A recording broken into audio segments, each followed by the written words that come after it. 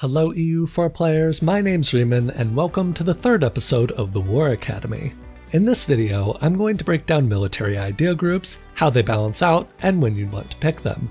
While technology has an overall bigger impact on army quality as I stated in the last video, most players, and the AI, understand this well enough that they don't lag behind enough for it to make a sustained difference. Hence, we look to the second most important source of army quality to estimate the relative martial prowess of different nations. First, I'm going to do a broad overview of all the military groups taken together to explain how they fit into the game and whether taking them is a correct decision. Then, I'll examine each of the sets one by one to show its main strengths, when you want to use it, how it holds up against other groups, and some of the main policies that are worthwhile. Before I get into it though, I want to throw out a disclaimer that a lot of discussions on the military groups eventually become an argument on which one of them is the best, but there really isn't one that is objectively superior to the others. Due to differing playstyles and the use of incomparables, what works for you might not work for somebody else. Even the best players often disagree on this topic. However, there are picks that are more correct than others in certain situations, which is what a large portion of this video will cover. To start, there are 7 military idea groups in EU4. If I were forced to make a tier list out of them, it would look like this. Again, this isn't some objective truth, but rather it's what I see as the general consensus of their value by the community.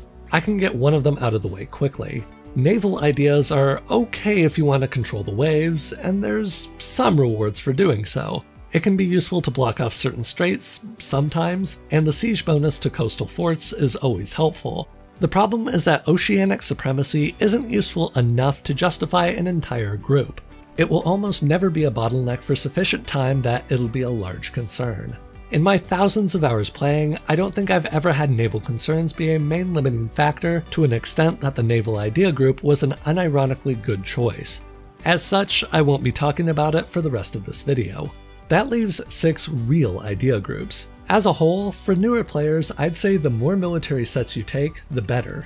They're always helpful and are much easier to use than something like influence ideas. It's completely respectable for players who are learning the game to plan on taking 4 military groups throughout a campaign. More experienced players will generally find that things besides combat to be the main bottlenecks in their game, so they can get away without any military groups until the 3rd, 4th, or even 5th set. In general, whether you decide to use a military idea group or not should be the same process you'd use to decide on any other group.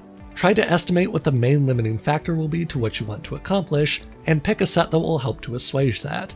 If your goal is the standard one of expansion, try to figure out what will hold you back. If it's something like admin points, internal stability, or money, you'd want to pick a non-military group that corresponds to your needs, like administrative, humanist, or economic respectively. If the main bottleneck is enemy soldiers on the other hand, that's when you want to pick a military group. But which one should you pick? If you're undecided, you should stick with the mainline ones. Offensive, defensive, quality, and quantity are all pretty good and can be applied to a lot of situations. However, you can get a bit more out of them if you use them in the right way for the right reasons. As for timing, quantity and defensive are a bit better in the early game, while quality and offensive are a bit better in the late game. All of them are good throughout, but they each have a little something that makes them shine a bit brighter in a certain portion of a campaign. Let's start with quantity. It's my personal favorite idea group and one I take in almost every serious game. Admittedly though, it's not very elegant. A lot of newer players probably discount quantity more than they should because everyone wants Prussian Space Marines that can win when significantly outnumbered. It's a lot less fashionable to have the mind of a macabre bookkeeper that understands the use of piling the bodies of conscripts so high your enemies won't be able to surmount the massive mountain of expendable flesh you've flung against them. But I digress. This idea group solves 3 bottlenecks for you, and how useful it is depends on which of those solutions is relevant. If manpower is an issue, this set is unparalleled. The 50% direct increase along with the 20% recovery rate increase combine multiplicatively to give you 80% more manpower each month. The second major bonus it gives is 50% more force limit. This is almost always overkill early on, but later in the game when you have more money, or if you start in a rich area like Italy or East Africa, you can use this to its full potential, since this also boosts the amount of mercenaries you can hire as well. Finally, it makes armies cheaper. The 5% maintenance cost reduction and 10% regiment cost reduction end up shaving off about a sixth of army costs. With all the extra manpower as well, you can afford to swap out some of the mercs for regulars, thereby saving a few extra ducats. The full effect of this obviously depends on how mercenary heavy you were before, but as a general ballpark, if money is the main issue, quantity will allow you to afford about 30% more troops. It also has a few moderately useful policies. Pairing with religious can boost morale by 10%, which, while not being as strong as defensive, can still help to close the gap. Furthermore, with trade you can get 20% more goods produced. I've never taken this myself since I don't like trade ideas that much, but if I ever thought it was necessary to take them, this would be a must pick. Goods produced is the strongest economic modifier in the game, and 20% is a massive amount, easily justifying the 1 Diplo point cost per month. Another bonus quantity gives you that's not talked about much is the boost to military score. Military score is a very opaque system that nobody fully understands, but from experimentation it's been discovered that this system influences AI war declaration probability, AI alliance acceptance, and allied favor generation. A couple patches ago, Paradox introduced one place that explicitly shows the score, and using this I ran an experiment to test how much each of the idea groups raised the score. The results are shown here. From my testing, it appears that the score is excessively concerned with force limit and manpower, while it doesn't care at all about discipline or morale or army tradition. Hence, quantity gives you a bigger boost from the AI's perspective than any other set. This makes it easier to secure alliances, makes you less likely to get targeted for attacks of opportunity, and improves your favor generation rate.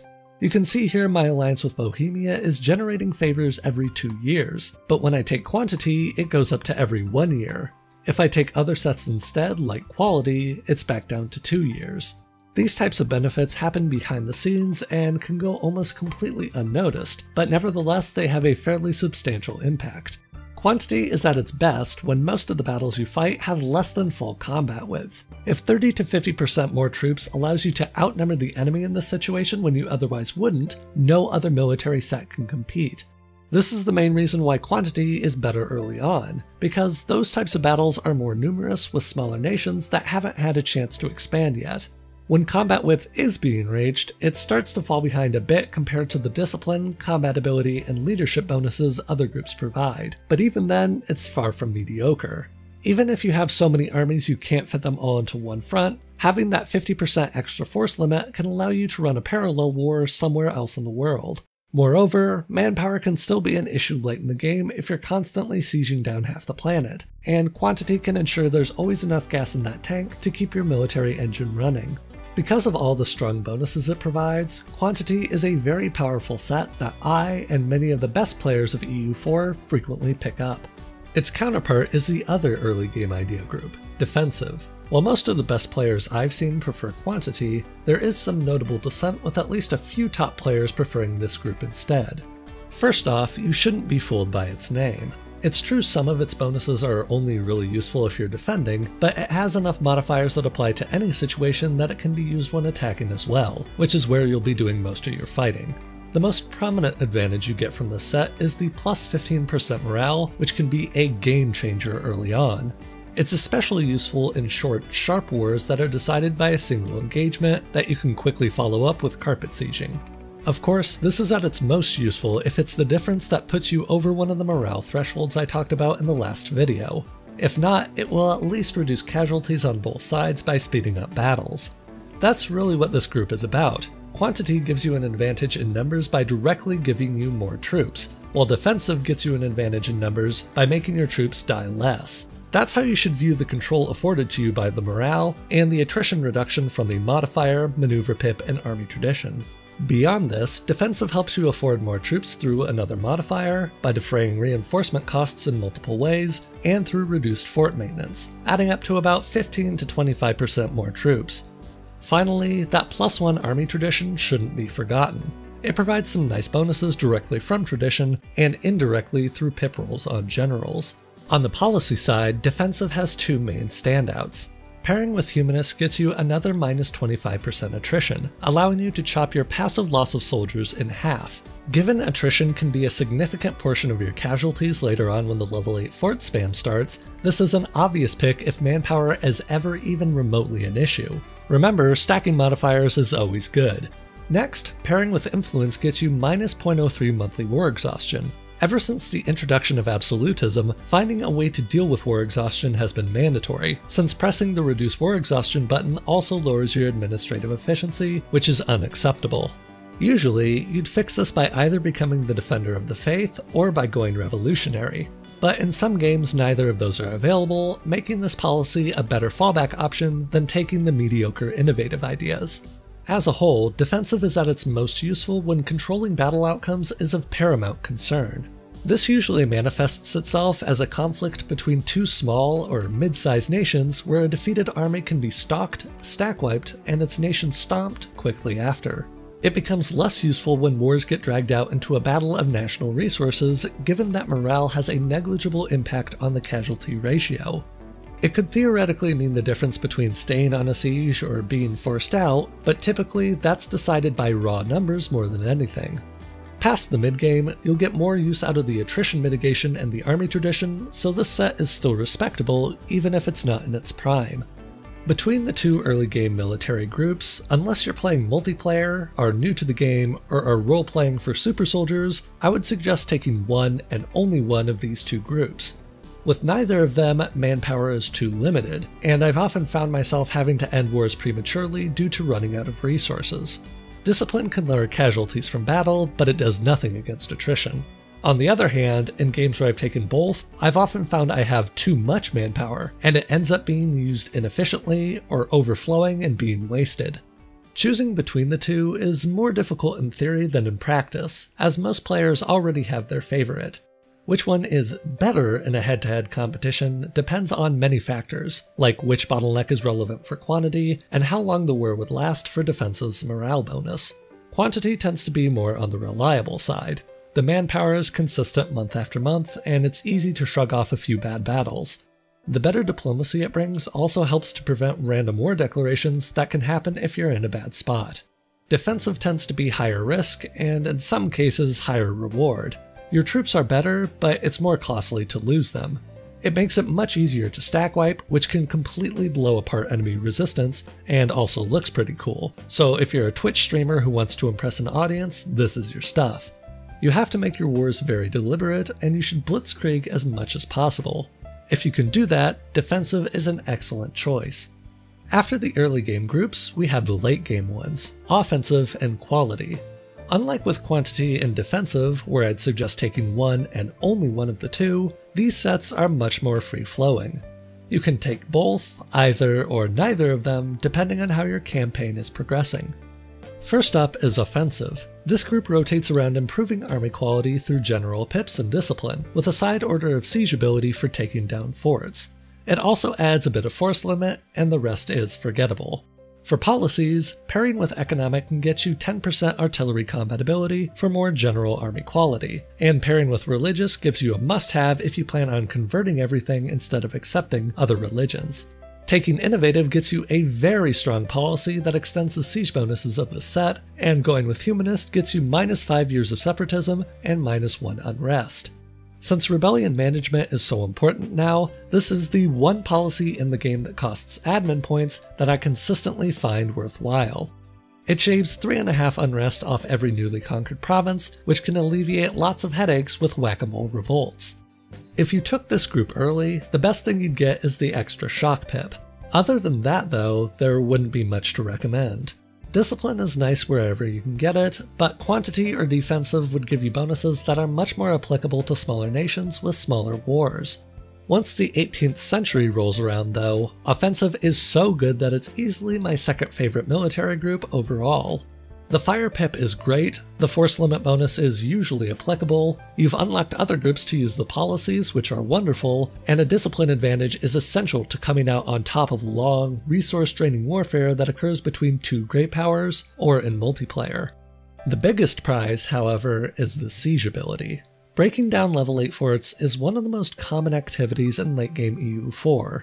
In fact, if you're big enough and your enemy's armies are sufficiently scared of you, it's the only activity in endgame wars. Bonuses to doing this are surprisingly rare and expensive, so it's nice to get them where you can.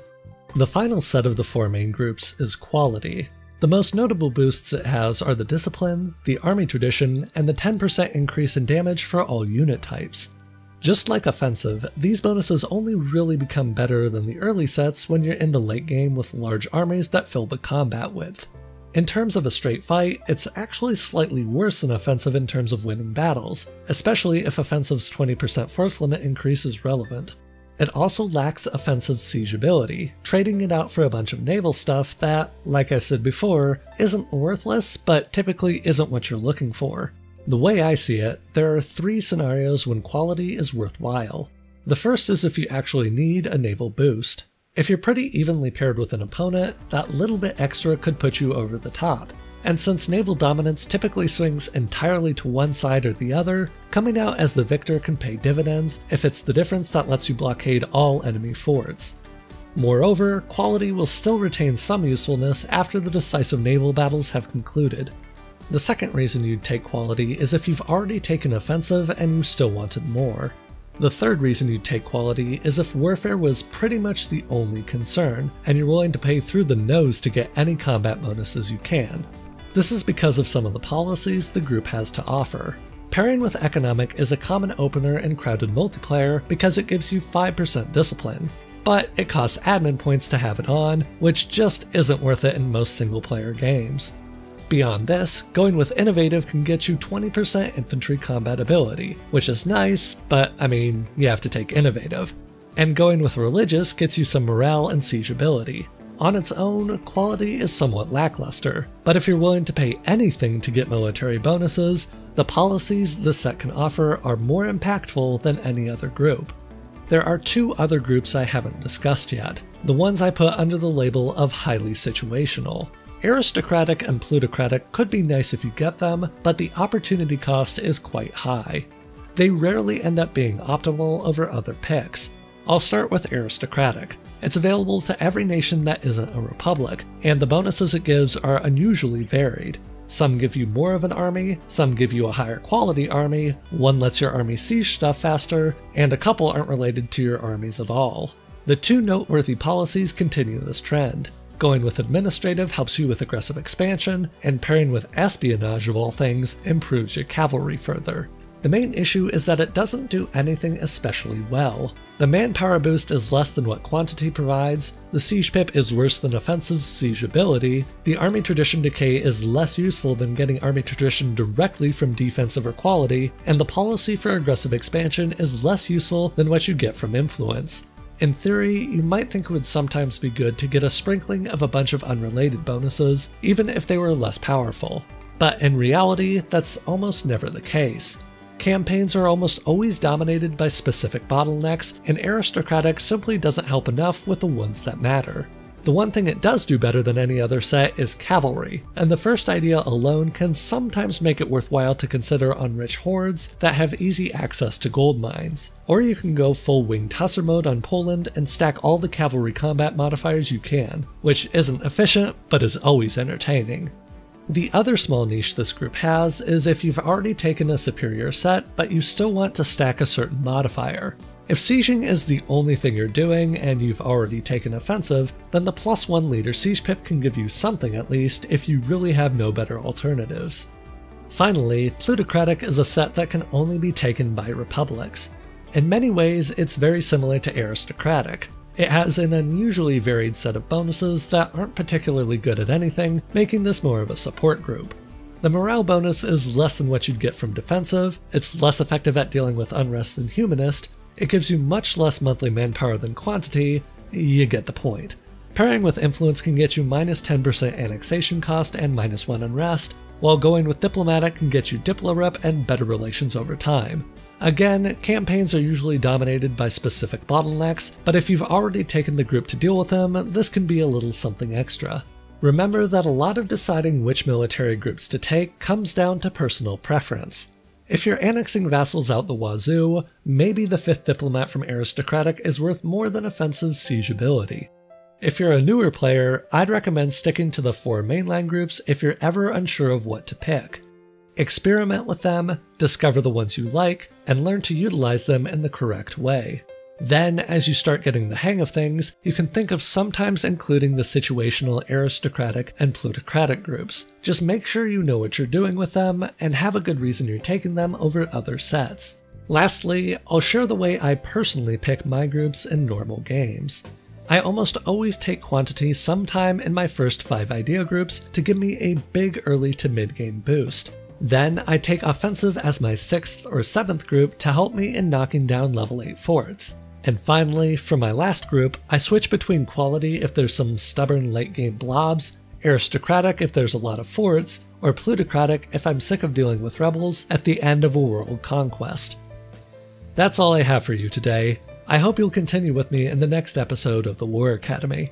My name's Riemann, and until next time, thanks for watching.